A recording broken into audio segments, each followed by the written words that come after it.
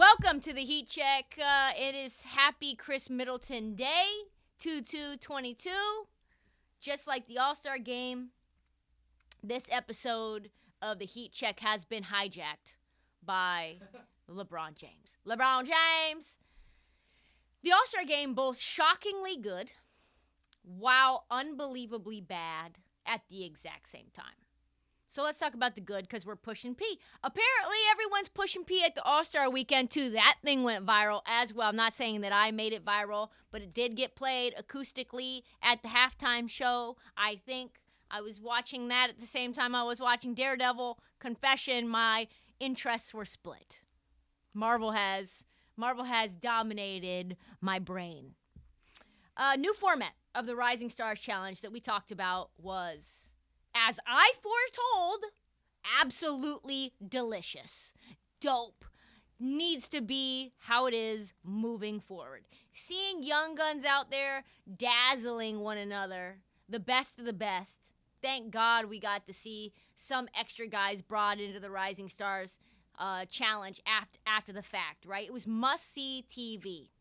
Must-see TV. And if you haven't seen it, go back, watch it. Skills Challenge. Shockingly fun.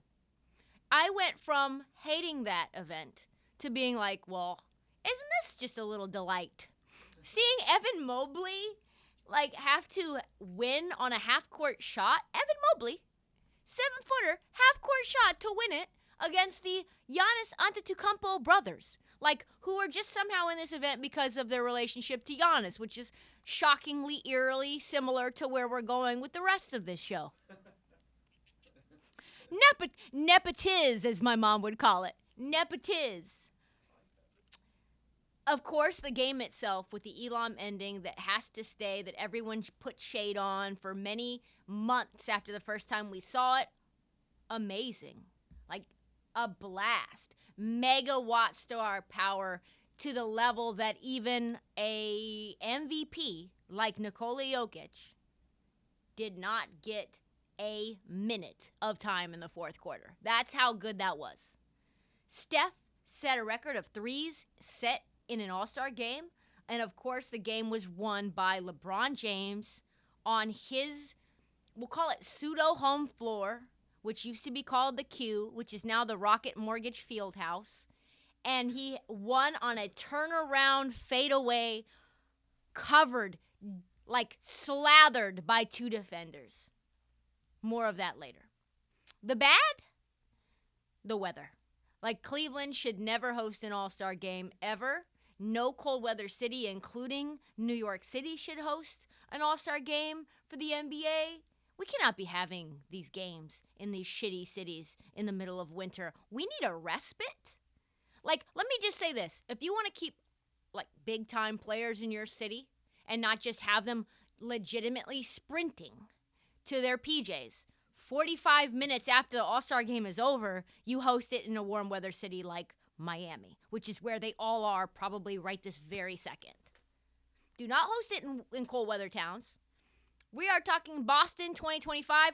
Fuck that. For so many reasons. You're talking about a cold weather city, which has also been low-key known for being racist, hosting an exhibition game where definitely that will come up, I am certain. Bill Russell? Excuse me. Marcus Smart? Excuse me. People will come out from the rafters. Kyrie Irving might be vaccinated by then, folks. Who knows? Or he might be retired. One of the two. No, folks. We do not need Boston in 2025. We need Miami. We need Los Angeles. We need Phoenix. We need anything below the frost line. That's what we need.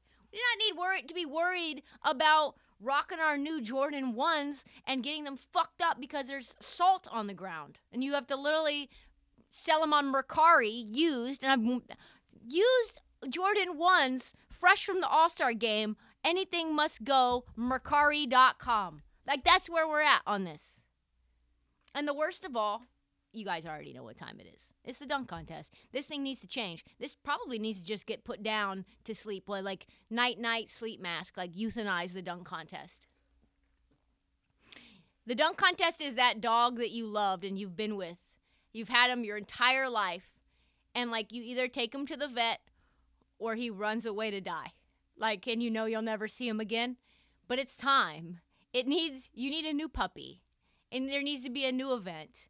And the dunk contest is not that. Because when the best part of the dunk contest is a regular dunk in Timberland boots, which the most impressive thing is that he decided to bring out the most iconic color that everyone hates to get scuffed. And it's like, oh, how could you be so brave, Cole Anthony, multimillionaire, that you would wear a pair of $150 Timberland boots and dunking in them? Excuse me. We have legends in the building. And you guys knew for months, legends were going to be in the building. All of them in one place watching you. I get terrified of failure when no one's watching, when I don't even know who's watching. If there was Bill Russell or how about all of them? Just Kareem Abdul-Jabbar, Michael Jordan, Shaq, and you know there's going to be commentary on what you've done. They're sitting front row. Some of them, like Dr. J, that was an Invisalign flub. A Dr. J holding up signs of your score. And your best move is putting on a New York Knicks jersey because your father played there in Timberland boots to give homage to the New York market, which you don't even play for because you play for Orlando. And then literally you're pandering to the greats, and you've got Dr. J with the sign up watching you, and all you can do is a regular little dunk in Tim's. Excuse me, we've jumped the shark. We've got legends of the game, Kareem Abdul-Jabbar legitimately grabbing his coat and dip-setting in the middle of the dunk contest. That went viral. Excuse me, you should be embarrassed. Like, you should be embarrassed, NBA embarrassed. There should have been a new bar set for this event, which is you cannot compete unless you're in the All-Star game. That's the only way you can compete is if you're actually an All-Star. Juan Toscano Anderson, nice kid. Loved the little Mexican flag Kobe Bryant shoes. Love that. Love his story. He's a fucking G League player on a 2-way contract who got a full contract this year. Like, he was a nice story. And we can't even get Gary Payton II up in here? Are you kidding me?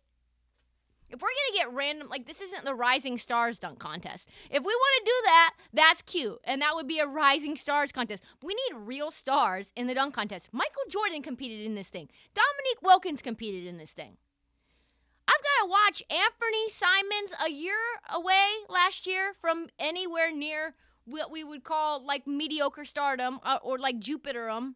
Like, he's not even a star. He's just like some random thing. We've got Juan Toscano Anderson. We've got Cole Anthony. We've got Obi Toppin for the second time. Literally just trying to get minutes as much, like, camera time as possible because Tibbs has him hidden in a closet somewhere. This is not the dunk contest I grew up loving. We are all, like, burning this thing down to the ground. It's like, shame, shame, shame. That's where we're at. Jesus Christ.